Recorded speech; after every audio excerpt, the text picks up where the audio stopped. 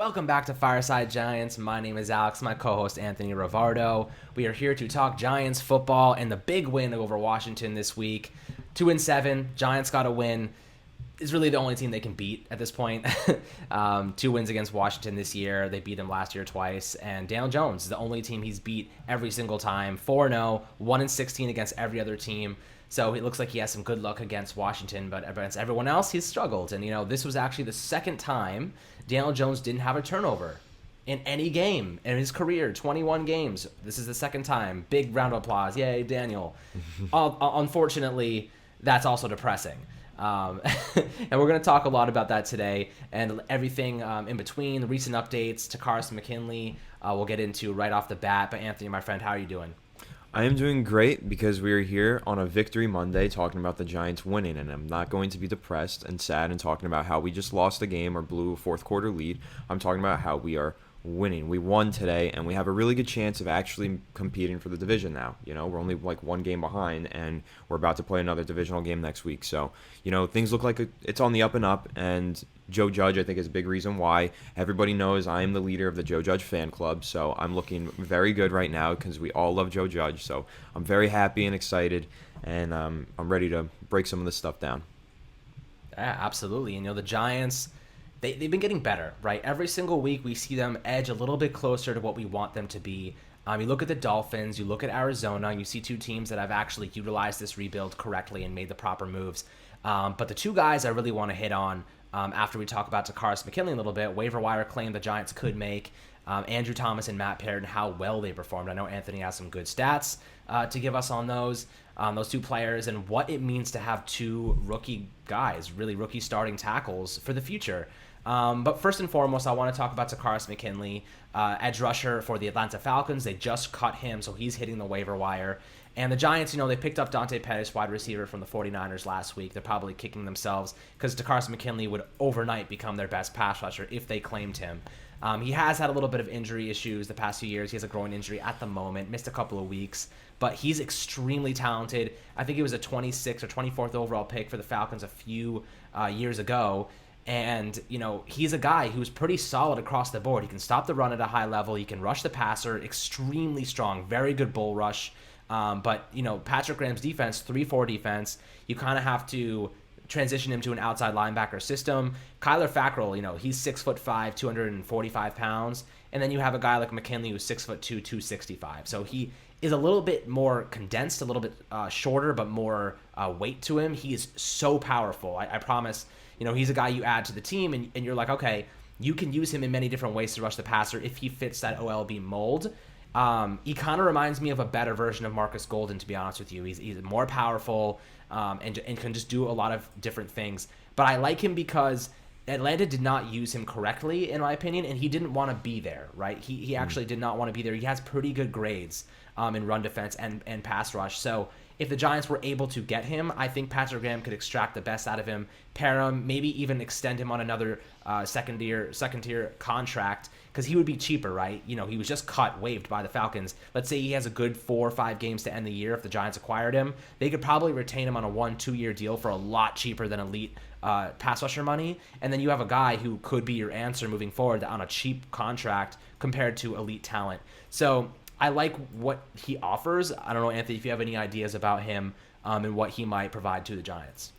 Yeah, I'm not like the biggest Takk McKinley fan. I think, a lot of the points you made are fair, and they're definitely applicable here. Like, why not take a flyer? I think that's really the main argument is you could take a flyer and see what you get. Maybe he is, he does turn around, and all he needs is a change of scenery. But I don't exactly like the fact that, he tried to force his way out of Atlanta a little bit, and he's a little young in the league to be doing that. It's like a little bit of a red flag to me. Like, there have been some questions about his work ethic and I know you said he just didn't want to be in Atlanta, which is fine. And but I think the best players make do and they're good no matter where they are, so right. I don't know. I definitely do see it as a red flag. I'm not saying that he's a bad player. I'm just saying that there are some character concerns with, especially taking to Twitter to complain about a lot of these things. I see a lot of players do that. Too. Yeah, and I don't like when players do that because It never works out for them. Like, it didn't work out for Le'Veon Bell. It hasn't worked out for really anybody, you know. Like, any of the players that have done that.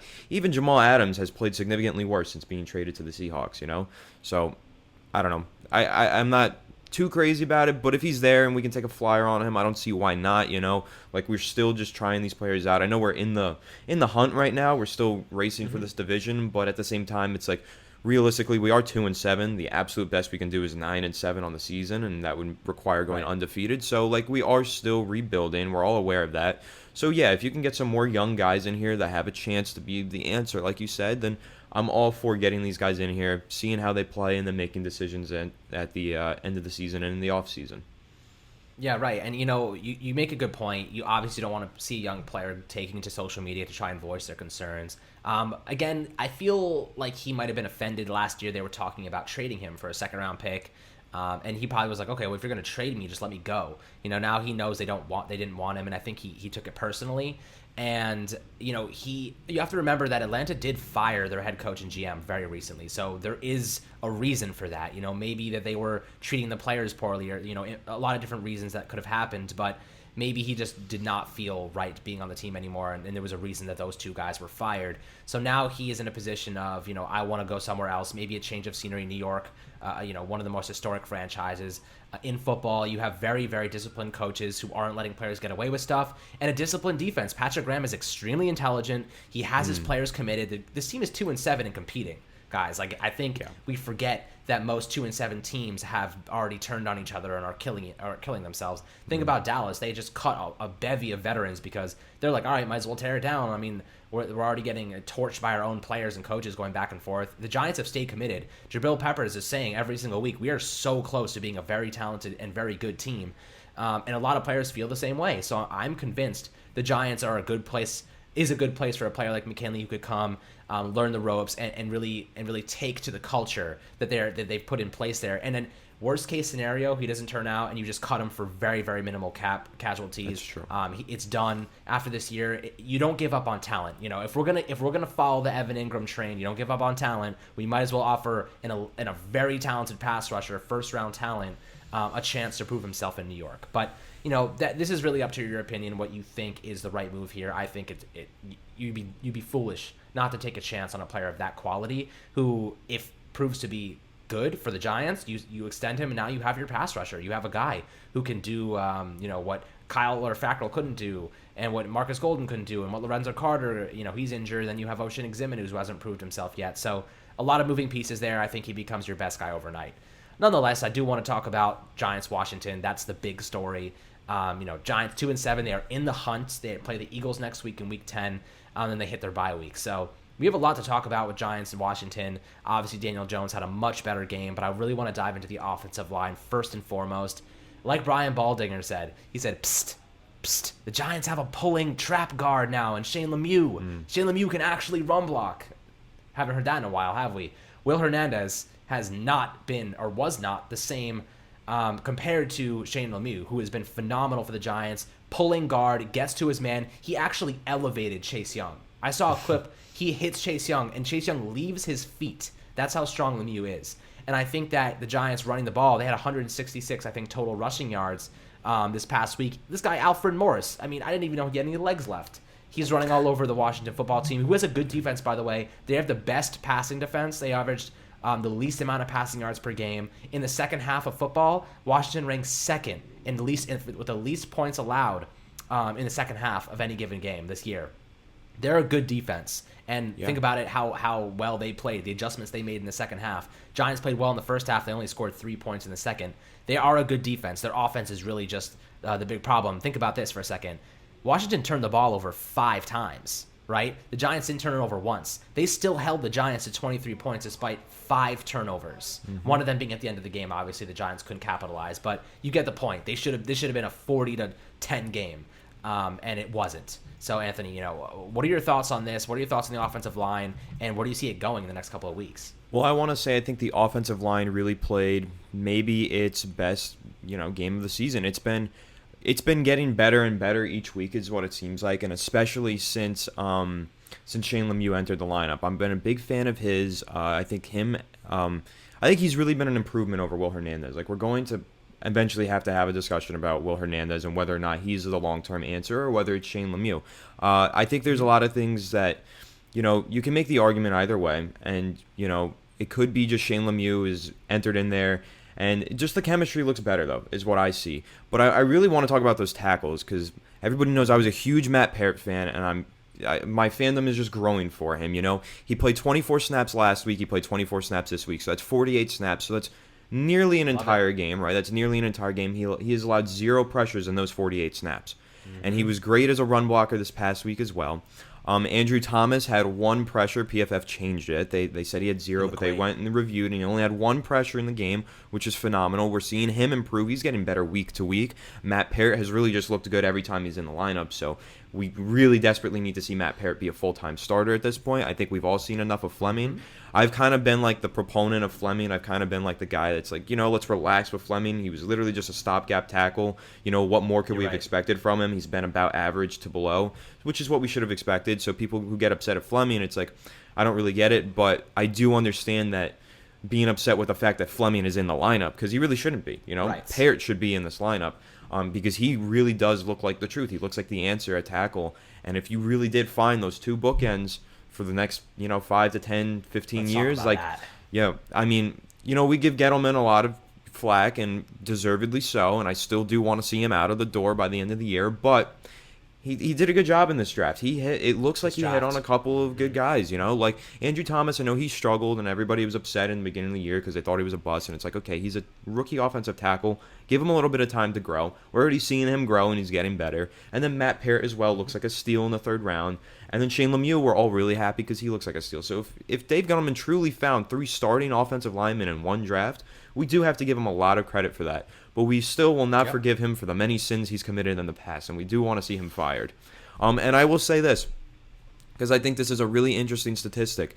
Matt Parrott and Andrew Thomas combined for only 1 pressure in this game, and Daniel Jones actually had 3 pressures that he was charged with in this game. So really, a lot of the times, Daniel Jones was putting himself into harm's way in this game.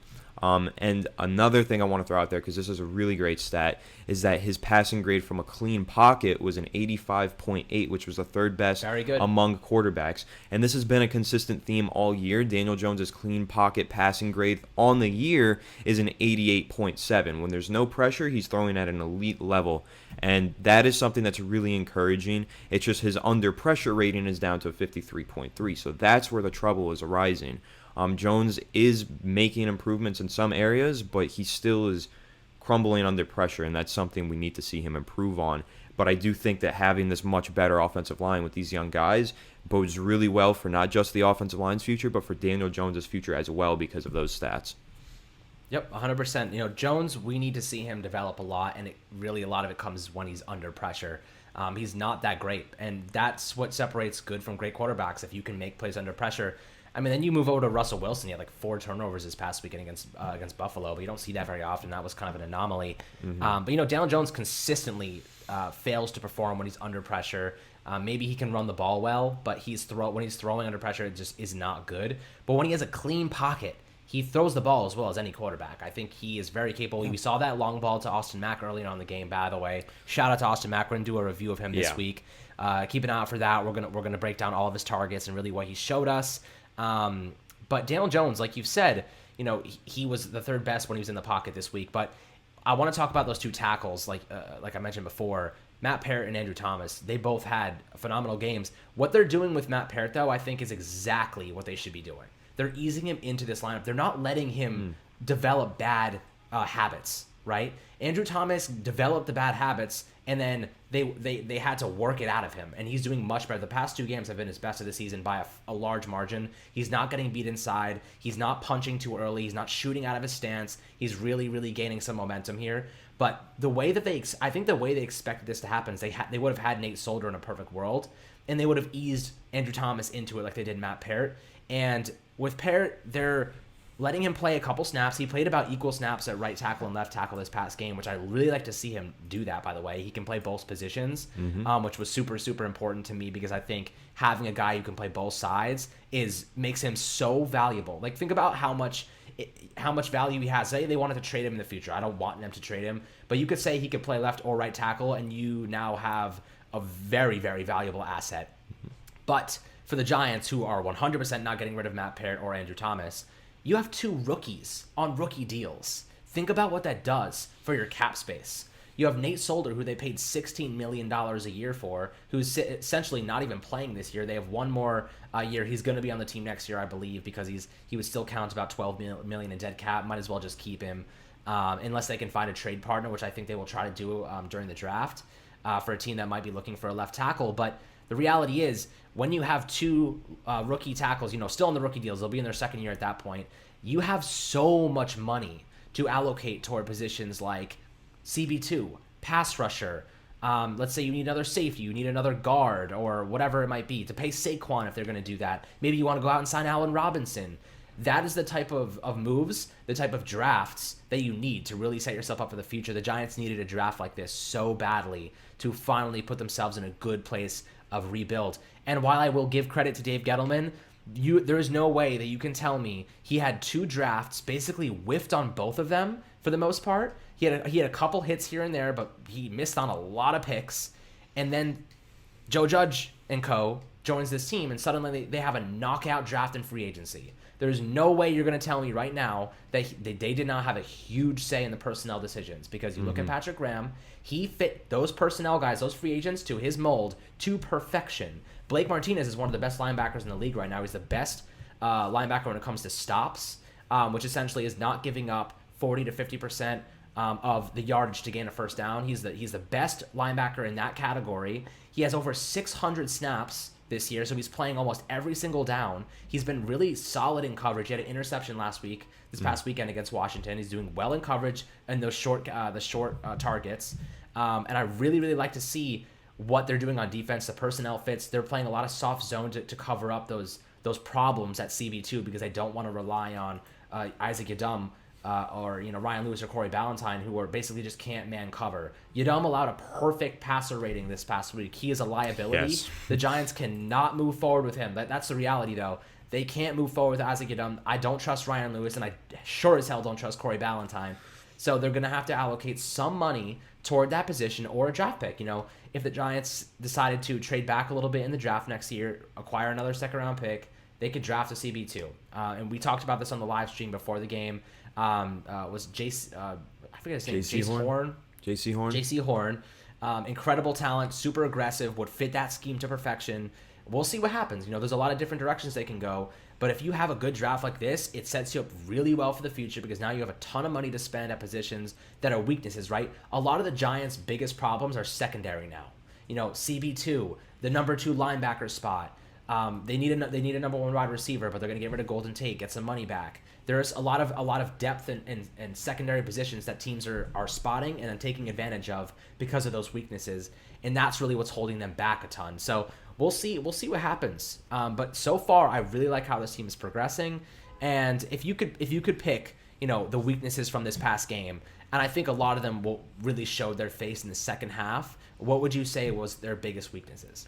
CB2, Isaac Yiadom, he was the biggest weakness, and I will actually even go out there and say that I think one of the biggest weaknesses from this game was Jason Garrett's play calling. I know that I've actually been pretty positive on Garrett in the past few weeks.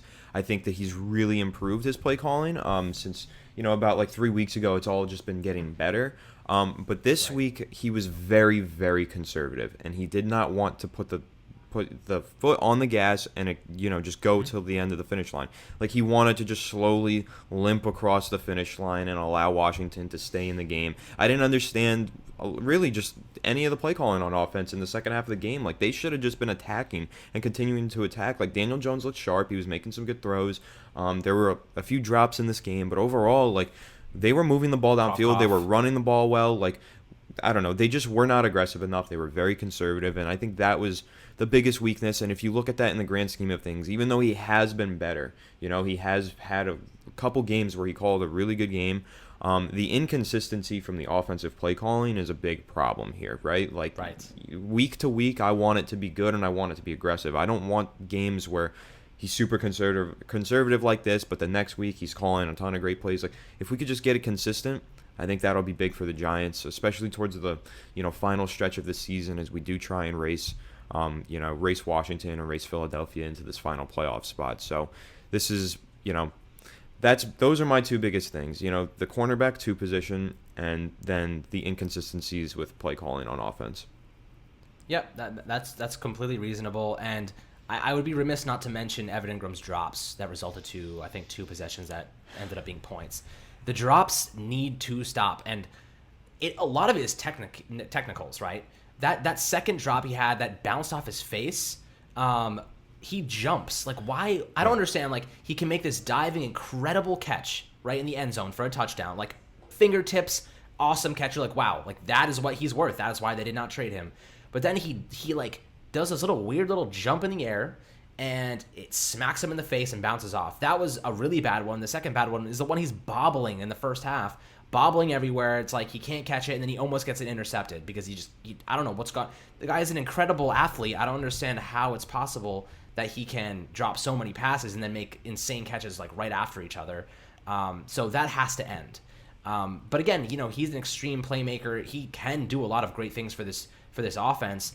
And those drive-killing drops, though, is why Jason Garrett kind of gets a bad look sometimes, right? Yeah. This game would have been a lot different if he doesn't drop those passes, because right after that second drop, Terry McLaurin's 68-yard touchdown pass, because Isaac Yiadom can't cover, right? That's the reality of the situation. So overall, I thought the offense could have played a lot better. The first half was phenomenal, in my opinion. The second half, like I said before, Washington has a defense that shows up in the second half. Second least points allowed in the second half in the NFL. So they make very, very good adjustments. They have a very good defensive line. The offensive line played well. I just think some drops, some untimely plays really ruined their chances, some turnovers and not. But I do want to talk about one category that I really like to see. The Washington rushing attack. 37 total yards. What a performance by the Giants defense stopping the run. That was very, very impressive. Antonio Gibson had a fumble, and that was the craziest fumble I've ever seen. That would remind me of that drill, the Joe Judge drill in the mud, where they're all like jumping all over the ball trying to get it, and Jabril Peppers comes away with it. What a storyline ending. But the passing game, you can't give Alex Smith the ability to throw for 325 yards. Yeah, but I feel like a lot of that was them trying to come from behind. A lot of that is garbage yardage to me. Garbage yardage. I think, what, though? When you're talking about the defense, you just have to mention the 5 turnovers. Like, the defense really played phenomenal, and that's been a consistent theme literally all season. Patrick Graham, we have to just take our hats off and worship the guy. Like, he is amazing. He is totally the answer there, and we say it all the time. I'm so happy that he is the assistant head coach because it means that he is going to be here for a while. You know what I mean? And, he's done an excellent job. He's gotten the most out of all of these players, and he's also been dealt a pretty bad hand. He really doesn't have a ton of talent. Like, he's got a few guys that are really good. Leonard Williams, Blake Martinez, really the whole defensive line. Blake Martinez, James Bradbury, and then the safeties are pretty good. But, like, CB2 is just a huge liability. Linebacker 2 is quite a liability as well, Like, who do you have there? Yep. Yeah, who do you have there behind Blake Martinez that's doing anything? And then the edge rushers, they've all been very productive, but none of them are actually that good. They've fit into this scheme that Patrick Graham has constructed, and it's been excellent. And you really got to come away impressed with the way that they played in this game and the way that they've played all season. Absolutely. Patrick Graham has done an absolutely phenomenal job. And, I'm trying to think of the reasoning, because we saw a lot of that soft zone coverage, right, in the fourth quarter. They were letting Washington move down the field. But I think it was planned because, one, they were trying to eliminate the big play, of course. But number 2, I think they were conditioning Alex Smith for that last interception. If you remember, that play that they installed late in the practice right before the game, I think a day or two before, was Logan Ryan started in this kind of like free safety role in the middle of the field, and then he hovers to the right side of the field, and then he just jumps this route. It was completely, I think they were giving all of these middle underneath routes, and then they gave Alex Smith this look, and he tried to take advantage of it, and they fooled him. And I think they were just conditioning him to think that it was going to be open. But again, they're also trying to keep the play in front of them. They're trying to limit big plays because think about it. They had 5 turnovers. The chances are they were going to make a bad play eventually. So forcing them to have a 15-play drive, eventually something bad was going to happen. The Jabril Peppers interception and then the Logan Ryan interception, they did a good job forcing, because it's a lot easier to create a turnover when you have a 15-play drive than it is to create a turnover when you have a 2-play drive and it's a 70-yard score to Terry McLaurin. So I get it. Like, I get why they were doing it. They know that they have to be careful and not man cover with Isaac Yiadom or any of their CB2 options. So I love what they did on defense. They really limited Washington, and they did give up a few big plays, but that touchdown to Terry McLaurin shouldn't have happened, right? That should have never happened. That was a complete blown coverage by Yiadom, and it was a terrible tackling attempt by 3 guys who were around him. So I think this game, in reality, Washington should have never scored more than 13 points. Is what I predicted, a 27-13 score, and I was almost pretty close. But again, you have to beat bad teams like this. You have to blow out bad teams. Like, good teams make Washington look like crap, and I think the Giants didn't do that. What was my score prediction? Wasn't it 24-21, and we won 23-20? That's pretty damn close. I said it was going to be close, but I said that we were going to win, and it was going to be really close all the way to the end. We always had the lead, though, so it wasn't really what I thought it would be. But I want to talk about that Logan Ryan interception, because you mentioned the play call and the play design there, and it was Jordan Rannon on Twitter posted this chart of it, those video charts. Yeah, right. Yeah, like a video chart of it. And basically what they did here is Logan Ryan did line up in the middle of the field, as a single high safety to give them a cover 3 look.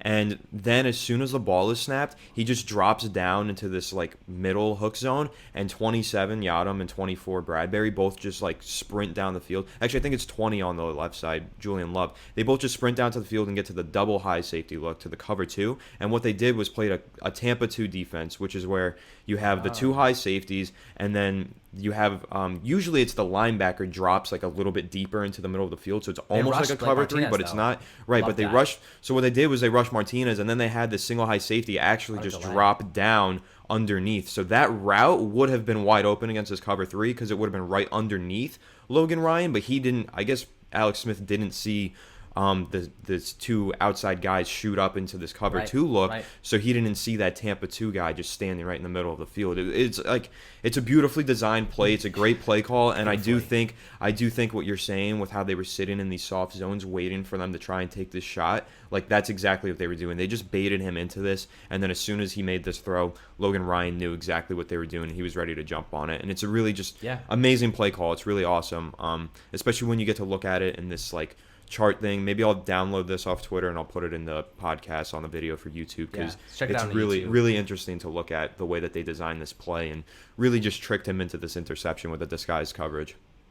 Yeah, and it's funny because this past week, Patrick Graham, they asked him, why is your defense playing so well? What have you done? He's like, I just established some base schemes. We're doing pretty basic stuff. And I'm like, you're not doing basic stuff. You essentially faked a cover 1, then translated into a Tampa 2, moved Logan Ryan, who's playing this single high free safety look that you don't see him that often in, dropping into coverage. You see Blake Martinez on a fake drop back. He drops back into coverage for about 2 yards, and then he blitzes, putting pressure on Alex Smith, making him force this throw.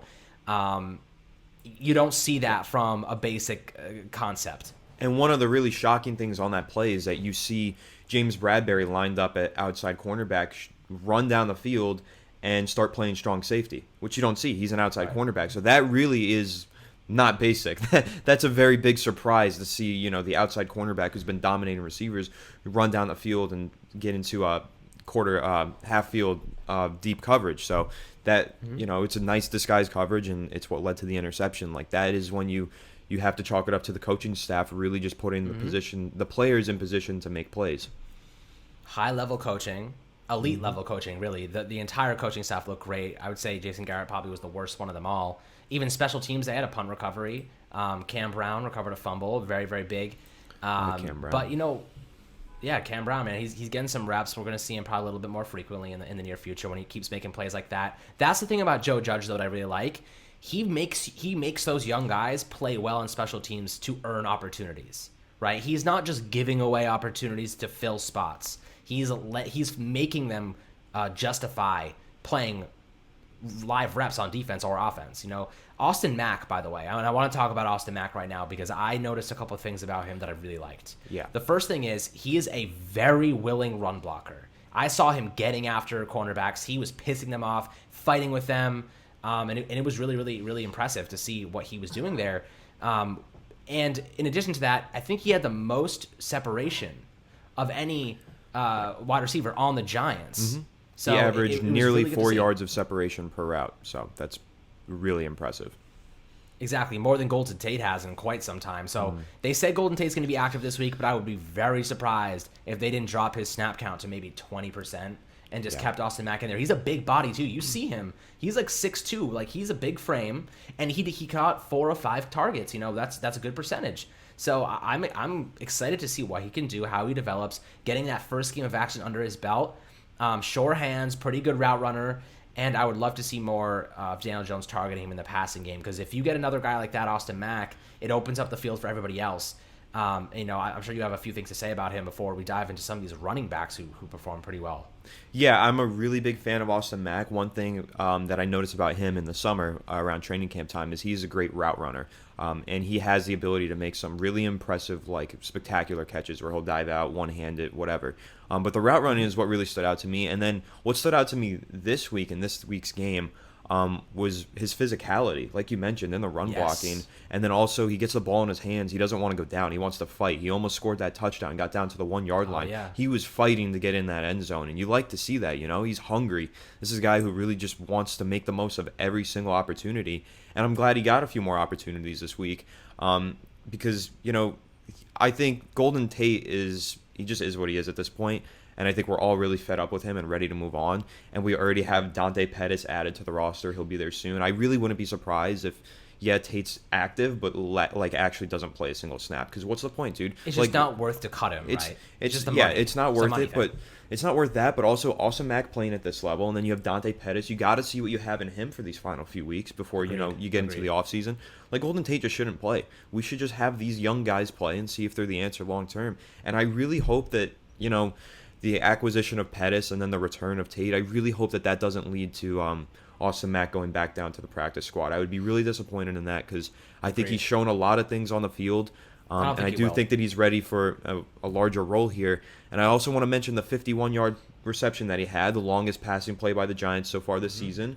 We gave Daniel Jones a lot of criticism last week for not hitting those deep passes. He had like 4 opportunities and he missed all of them. That was a perfectly laid out pass right in front of Austin Mack. Hit him in stride. Great throw down the sideline. So you got to give some props to Danny Dimes there too. Yeah, I mean, Sterling Shepard had a 21-yard completion, Austin Mack 50, Evan Ingram 16. He made a couple downfield throws, nothing crazy.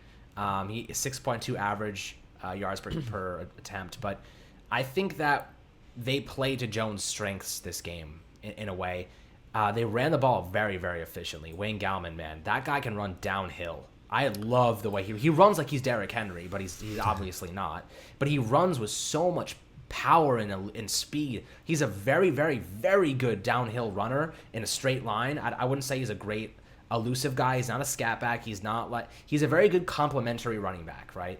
And I think having him, they should use him more. They finally saw, he averaged 4.9 yards per carry. This guy, Alfred Morris, is averaging 7.4. That's more of a testament to the offensive line, though, in my opinion. They opened up some great lanes for this running game, and it's something we have not seen the first few weeks of the year.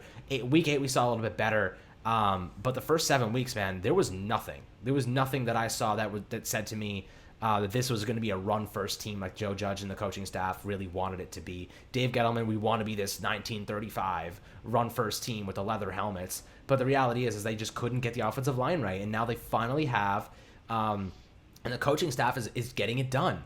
And that is the difference, by the way, between good and bad coaches. And I know Joe Judge is more of like a walk-around head coach. He wants to be kind of monitoring every single thing, the disciplinary factor. And the way he managed the Golden Tate situation, I want to talk about that for a second, was very, very good, right? He took Golden Tate and he did not embarrass him. Meanwhile, he did demote him all the way to acting as Terry McLaurin on the practice squad, which by team standards would be considered kind of an embarrassment. Yeah. But I didn't notice anything like he wasn't outed to the public. They made an example of a veteran guy who should have been better in that scenario. Should not be on national television screaming, "Throw me the damn ball." They made an example of him, but they did it in a very professional way, and everybody else on the team saw that. There's nobody firing back. There's no Golden Tate going on social media. I'm sure they had a very real conversation and Joe Judge was like, "If you don't want to be here, if you don't want to be on the New York Football Giants, we will release you tomorrow. We will replace you because we have 10 guys who we want to see. And if you want to increase your value and maybe get a contract next year, if we cut you right now, I promise you." I mean, that's probably what he told him. Like, the reality is if you alienate yourself right now and you still want to play football, you're only hurting your money next year, right? Mm-hmm. If you just be a good sport, you make some plays, when we throw you the ball, and that's all you do, and just stay quiet and be a good teammate, I promise you'll get a better contract than you would if you were an asshole. Mm-hmm. That's the reality of the NFL. It's a business, and that's kind of probably what he saw in that situation and why it ended up being so, just professional. But that's Joe Judge for you. And I know Anthony's number one fan of the Joe Judge fan club, even has a jersey with his name on it. Mm-hmm.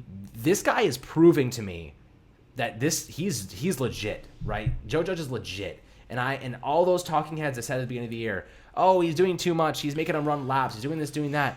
It's all paying off right now, right? It's all showing us that this team is bought in. They're 2-7, for God's sakes. 2-7. They suck by the record standpoint. Right. But by their standpoint, they're a good team. If you ask any of those players, we're a good team ready to turn the corner. We don't suck. That is a big difference from look at last year. They sucked, and they knew they sucked. 2 years ago, 2017, they sucked, and they knew they sucked, and they had OBJ. That's the reality of what a culture brings. Now, we got to see this team compete against some better teams, though. We got to beat the Eagles next week. Beating the Eagles would be, I think, a big turning point. Monumental for this franchise. For Jones and Judge, it would be monumental to see them knock off the Eagles. And I want to throw this out there. Like, we are a 2-7 team. We are a bad team, right? We can all agree to that. But the improvement that we're seeing is, impressive. Like, we only lost by 2 points to Tampa. We lost by 1 point to Philadelphia. We beat Washington by 1 point. We only lost by 3 points to Dallas. Like, we've been in, and we've been close in every single one of these games, So there is a lot of improvement. We're seeing players, young players, the coaching staff just getting the best out of these guys. We're seeing less off-the-field distractions than ever. And when they happen, like the Golden Tate one, it happened and it was gone instantly. Like, it just dissipated and went away. Overnight, basically, Joe Judge handled that. He said, not on my team. And, he fixed that. And then, another thing that we didn't mention, the Logan Ryan situation with what happened, the tragedy that happened with him and his wife and the child that they lost. But the way that the Giants handled that and the way that Logan Ryan expressed great appreciation and gratitude to the way that the Giants training staff and coaching staff treated him and his family as their own family during that situation. That's something that you look to. And that's going to drive players to want to play for the Giants and want to play for Joe Judge, and not the players that are on the team. And the players that are on the team. Game for them. Yep, he played that game. He got that game-winning interception. It's an amazing story, and I feel like it's not being talked about enough. But it's going to drive players who are on the team to want to play harder, and it's going to drive players in free agency to want to sign with the Giants when they hear how a player or a coach takes care of his players that way and is a family member to him. That is a big culture thing, and I hate using that word so much, but that is a big culture thing that players will buy into. That is really important for just the direction that this team is headed towards the future. That is a big story. It's terrible what happened with Logan Ryan and his wife, that they lost that child, but there are her life was saved. Her life was saved. There's positives to draw, and if it wasn't for the Giants trainer that gave them the information, they would not have been able to save that life. So it's an amazing story. Yep, no, I 100% agree. And, like you said, players that are looking at the Giants right now, think about the Patriots. Think about winning teams. There are not many players on winning teams that want to leave. Michael Thomas might be the only one, but that's because his own teammates are calling him Slant Master 3000. So, when you look at players and the Giants right now, we're seeing progress, very, very, very good progress. And if I was a player looking at them and saying, maybe I want to sign with this team, I see a couple things. I see a quarterback who might not be the answer. I see a coaching staff who is the answer, and I see a defense who's playing way above their weight class. Right? If I'm an offensive player, I might be like, I don't know. I'm not sure. But like you said, if you have a bad culture and you have players who are against each other and just not rubbing the right way, not only does it hurt players potentially signing with you, but it hurts players that you already have. You know, if this team was in a state of turmoil, Blake Martinez wouldn't be one of the best linebackers in the game.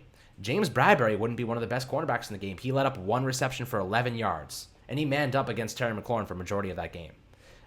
He had a couple receptions against Isaac Yadam, but for the most part, James Bradbury was an animal. Leonard Williams playing out of his mind this year. Dalvin Tomlinson playing fantastic football. Kyler Fackrell playing really well. Even Julian Love's been doing pretty well. So a lot of players that normally under bad situations would maybe just not be showing effort, especially at 2-7. Like, think about this for a second. The Giants got blown out by the 49ers, but they did not let them. They didn't let that performance deteriorate their culture and their mentality. They took that and they said, that shit doesn't happen to us. That is not acceptable in New York. We're going to beat the hell out of the team. We're going to compete, even if we're not as good as the next one. We're still learning our schematics. Our offensive line is garbage. We're going to compete no matter what. We're going to play for this team, our coaching staff, and each other because we're going somewhere. And by the way, that is why youth is so important, because they know they're not going anywhere. They're building towards something that's bigger than signing 5 free agents like Mr. Jerry Reese did. You sign free agents and they come to a crappy team. They're like, why did I do this? But you sign you draft a bunch of young guys, acquire a bunch of young talent, maybe through waiver wires like Dante Pettis, who see the ultimate goal of this team and where they're going and might say, I want to be around for this. And even if we lose, it's because we're developing and we're growing as a team. And I think that's the state of the Giants right now. They understand what the scenario is, where they're going, and why it's important to remain patient.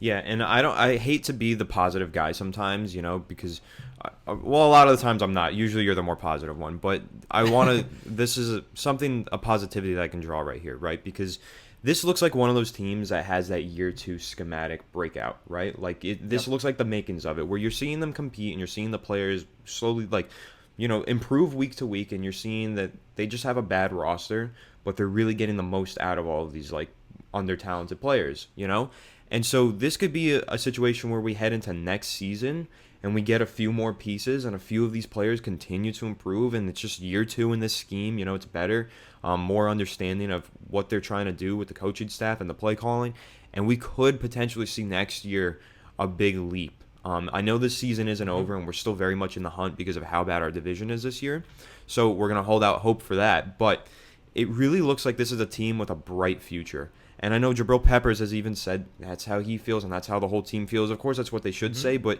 it feels different this time around. It feels like they mean it, and that there really is an actual reason to be hopeful about this team and have hope in our future. Especially like we were mentioning earlier, when you look on the offensive line and you see these young guys who are just outperforming where they were drafted. They're just playing great, like Shane Lemieux and Matt Parrott. You see that, and then you see all these guys on defense, as we mentioned, outperforming where they were drafted and just playing way above their weight class, like you said. There's just so much being extracted from these players that might be under-talented by this coaching staff that just seems to be doing such an excellent job that I really could foresee a huge leap in Joe Judge's second season as a Giants head coach. So I don't want to get too far ahead because the season's not over, but whatever happens over the next course, the final stretch of the season, I really think the Giants fans have a lot to grab on from this season and hold on to and look forward towards the future with a lot of hope. Yeah, and with our final remarks here before we hop off, I will say this. If you look at the Giants now and you think, personally, you think that they're making steps forward, imagine what they have now with the top 5 overall pick, money to spend in free agency, and, a couple new fresh faces. You draft a guy like Jamar Chase, you get Saquon Barkley back, that offense is nowhere near what it is right now, okay? A second year in that scheme, the offensive line playing well, Jamar Chase and Saquon Barkley, and your defense maybe get some help in the second round, a couple free agent signings to shore up the linebacker and CB2 position. That's a playoff caliber team. I take it with a grain of salt because I have no idea. I'm not a fortune teller. But from what I can see, this team is already close getting there to turning the corner. The foundation has been laid out. The foundation is laid out. You add a guy like Jamar Chase. Exactly. So you add a guy like Jamar Chase. You add a guy like, I don't know, a linebacker, And maybe in the second round to pair with Blake Martinez, who's a better cover guy. Maybe Tay Crowder becomes your answer. Who knows? You get a CB2, and suddenly you're like, hold on a second. The Giants are no joke. They could make that big step. Think about Nick Bosa. He joined San Francisco after that first year that they were played like absolute dog crap. And then suddenly they were a playoff team. And you're like, they were a Super Bowl team. You're like, wait a second. That's a legit team because they, out of nowhere, got a really good pass rusher, and it changed the course of that defense, right? So you can see what a single player can do for a team. And I think the Giants are getting there. Maybe they might be 1 draft, 2 drafts away from being a very talented squad. Yeah, and I think the 49ers are an interesting team to point out there as an example because they were picking at the top of the draft. They had the second pick because Jimmy Garoppolo was hurt, so their season kind of tanked out, and they ended up with a really high pick. But the year prior, they did land Mike McGlinchey in the draft. They were starting. They put an emphasis on building through the trenches and to build a coaching staff that they found their linebacker in Fred Warner, who's really changed their defense as well. Nick Bosa stepped in there, made a huge difference. They were smart with their money, signed a veteran, really talented guy like Richard Sherman. And they really, the way that they built the team is, they were consistent with their plans and what they wanted to do, what they wanted to build. They were consistent with that. And it all started through the trenches, which is similar to how the Giants are starting this, right? Where they put an emphasis on finding offensive linemen. They've already got a great defensive line. It's just about, the foundation's there once you have the trenches for sure. We got to make sure that we get the final piece or two, whatever we need on our offensive line. But now that that's there, laid out, hopefully, we can just build on that, start to add those playmakers like you're mentioning, get a beastly receiver, whether it's in the draft, Jamar Chase, Jalen Waddle, Devontae Smith, maybe someone like that, or maybe it's a free agency if Kenny Galladay or Allen Robinson don't re-sign with their teams, or even Juju Smith-Schuster, though I'm pretty sure he's in Pittsburgh to stay. But it's time now. The Giants are going to start to build on top of what they have, and it's just, I don't know, I see a lot of hope, and I'm actually really hopeful for this future. I haven't felt this way in quite a while, and I do think a lot of this is thanks to Joe Judge, man. Thanks to Joe Judge is why we have hope. Ton of credit. I'm going to remain the leader of that fan club. I don't even care if something happens in the next few years and he gets fired. I will never agree with it. Joe Judge is the guy, and I will always believe that. I am the biggest supporter of him, man. I'm a huge fan of that guy. There's optimistic Anthony when you need him. Yep. Hey, man, we won a game for the first time in a while, so I'm very optimistic right now. I'm feeling very happy. And it's always Washington. We always come off Washington wins like we are on top of the world, and it's probably for the worst of it because we can't beat any other team. Oh, God. Imagine if we get blown out on Sunday. Yeah, see, that would deflate everything. My hopes. But the reality is look, we deserve to win against the Eagles. We deserve to win against Tampa, and we should have beat Dallas. Right, 6-point margin combined, 6 points combined that we lost by for those 3 games. So I'm sitting here like this team is not far from winning those games.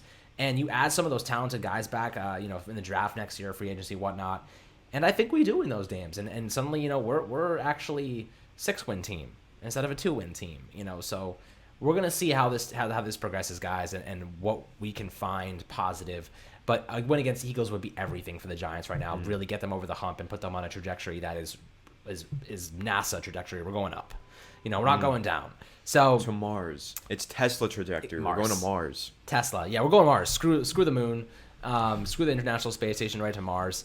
But guys, appreciate everything you've done for us in terms of support. I get messages all the time in my DMs on Twitter. Telling me, how they appreciate, our content and what we've done here with the Giants. So thank you a lot for sticking around if you're here at the 50-minute mark and listening to us ramble about the Giants, because I'm sure you learned a thing or two. But Anthony, I'm going to let you give the final remark. Yeah, man, I'm just going to reiterate what I've said.